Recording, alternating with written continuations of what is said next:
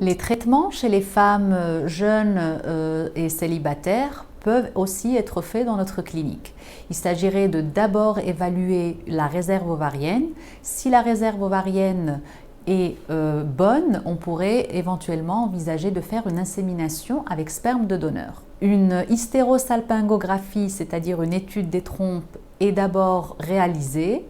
Si les trompes sont perméables, il n'y aura pas de problème à faire cette insémination artificielle. Les étapes sont d'abord une stimulation de l'ovulation pour bien s'assurer que le jour de l'insémination, on aurait bien un ovule qui serait libéré. Et ensuite, l'insémination qui devra se faire sur place avec le choix d'un donneur au préalable. Pour le choix du donneur, selon la loi en vigueur ici en Espagne, il faudra se référer à la patiente, c'est-à-dire qu'on doit respecter les critères physiques et le phénotype de la patiente.